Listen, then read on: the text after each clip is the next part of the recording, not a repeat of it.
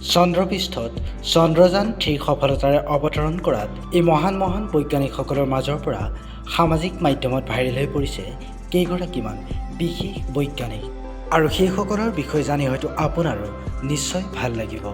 ইছৰোৰ এই মহান বৈজ্ঞানিকসকলৰ মাজতেই সামাজিক মাধ্যমত ভাইৰেল হৈ পৰিছে এইজন ঝাৰখণ্ডৰ মহান বৈজ্ঞানিকৰ নাম।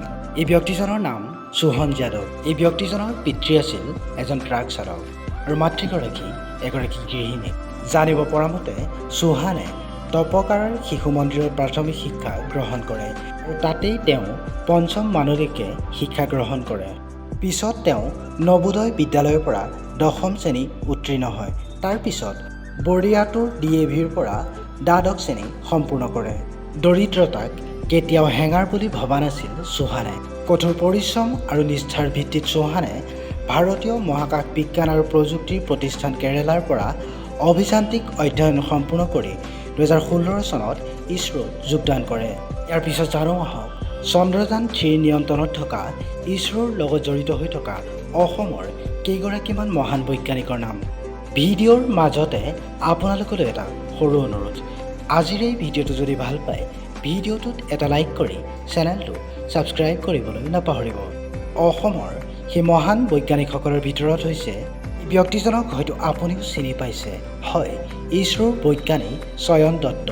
ব্যক্তিজনৰ ঘৰ হৈছে লখিমপুৰত। জানিব পৰা মতে অধ্যয়ন কৰি থকাৰ সময়ছোৱাত ব্যক্তিজনে পিতৃক বাচন বৰ্তন বিক্ৰী কৰাত সহায় কৰি দিছিল আৰু বৰ্তমান সময়ত এজন সফল তথা মহান বৈজ্ঞানিক। আনফালে এই মহিলাগৰাকী হৈছে নিধি শৰ্মা। তেখেতৰ ঘৰ তিনিচুকীয়াত। চন্দ্ৰযান 3 নিয়ন্ত্ৰণত থকা নিধি শৰ্মা দেহত 5মহীয়া সন্তান লৈ মুন মিছনৰ লগত জড়িত হৈ আছিল। প্ৰিয় বন্ধু-বান্ধৱীসকল, এইগৰাকী মহান বৈজ্ঞানিকক লৈ আপোনালোকৰ এটা সুন্দৰ মন্তব্য আগবঢ়াব বুলি আশা ৰাখিলোঁ। লগতে এই মহান বৈজ্ঞানিকগৰাকীৰ নাম হৈছে উদিপ্না কলিতা। তেখেতৰ ঘৰ হৈছে জামুগুৰিহাটত। লগতে এইগৰাকী মহান বৈজ্ঞানিকৰ নাম হৈছে নাজনীন য়াছমিন। তেখেতৰ ঘৰ হৈছে নগাঁৱত। হাইলাকান্দিৰ বাহাৰুল ইছলাম, শিলচৰৰ ইন্দ্ৰেম্বম বিশাল সিং আৰু পংকজ নাথক সমগ্ৰ অসমবাসীয়ে শুভেচ্ছাৰে উপচাই পেলাইছে।